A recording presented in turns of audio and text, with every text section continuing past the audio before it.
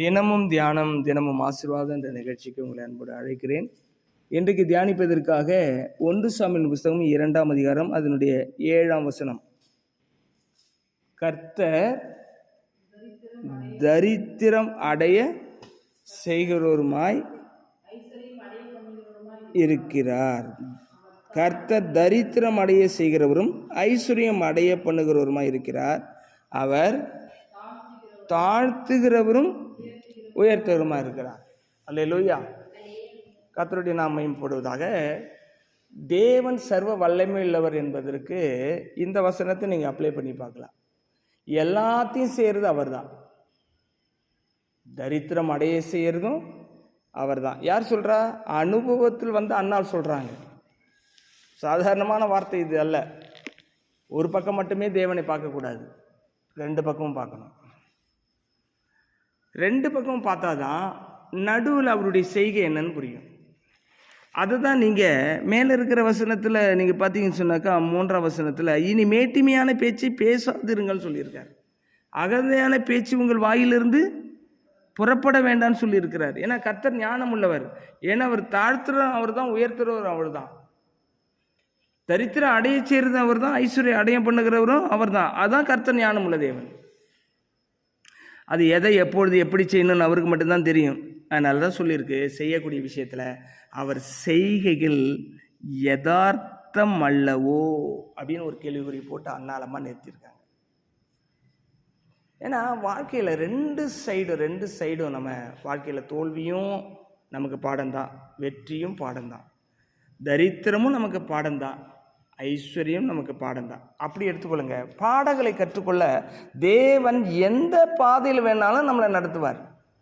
அந்த பாதைகளிலே நம்ம போகும்பொழுது நமக்கு கிடைக்கிற ஒரு பெரிய ஒரு வெளிச்சம் என்னன்னா, தேவன் யார் என்பதை நம்முடைய வாழ்க்கையில் அறிந்து கொள்ளும். Know who our God is.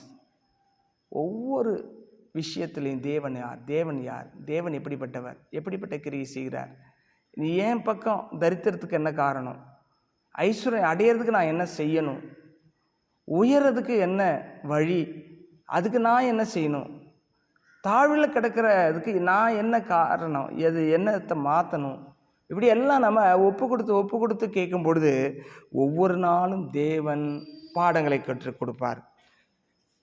அந்த பாடங்களை கற்றுக் கொடுக்கறதுக்கு என்ன நோக்கம்னா அவரை போல நம்மளை மாற்றுறது தான், வேற ஒன்றும் கிடையாது. அதனால தான் 2 சைடுமே நடத்துவார். அதனால தான் திருமணத்தில் கூட சொல்கிறாங்க, வாழ்விலும் தாழ்விலும், சுகத்திலும் சுகவீனத்திலும், அப்படி சொல்கிறாங்க, இன்பத்திலும் துன்பத்திலும். அப்போ வாழ்க்கை என்பது 2மே வரும். எதுக்காக வருதுன்றது தான் முக்கியமான விஷயம்.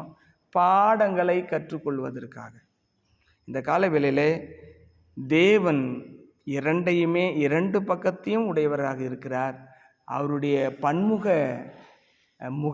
பன்முகத்தன்மை நாம் ஒரு செகண்ட்லேயோ ஒரு கொஞ்சம் குறுகிய காலத்திலேயோ புரிந்து கொள்ள முடியாது. அவர் என்ன செய்கிறார்னு அவர் கேட்க முடியாது. அவர் சர்வ வல்லமையுள்ள தேவன்.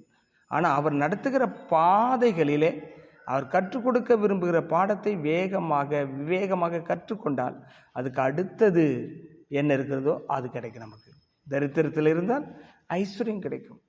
ஐஸ்வர்யத்தில் போயிட்ட பிறகு மேன்மை பாராட்டினால் மறுபடியும் தரித்திரம் கிடைக்கும். மறுபடியும் பாடத்தை கற்றுக்கொண்டால் மறுபடியும் ஐஸ்வர்யத்துக்குள்ளே போகலாம். அந்த ஐஸ்வர்யத்தில் போகும்பொழுது தாழ்மையாக இருந்தால் தொடர்ந்து ஐஸ்வர்யத்தின் மேல் ஐஸ்வர்யத்தை நம்ம அடைய முடியும். அது ஆவிக்குரிய ஐஸ்வர்யமாக இருக்கலாம், பொருளாதார ஐஸ்வர்யமாக இருக்கலாம், சமுதாயத்துக்குரிய அந்தஸ்தாக இருக்கலாம், நற்சாட்சி உள்ள பெயர்களாக இருக்கலாம்.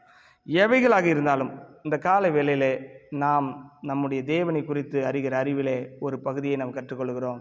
எல்லாவற்றையும் செய்கிற தேவன் அவர்தான். கண்களை மூடி ஜெபிப்போம். எங்கள் அன்பு நிறைந்த தகப்பனே, இந்த நல்ல தியானத்திற்காக உமக்கு ஸ்தோத்திரம். இதை கேட்கிற ஒவ்வொருவரும் உம்மை புரிந்து கொண்டு உம்மோடு இணைந்து செயல்பட உதவி செய்யும். ஆசீர்வதியும். இயேசுவின் நாமத்தை ஜெபித்து ஒப்புடுகிறேன் நல்ல பிதாவே. ஆமேன்.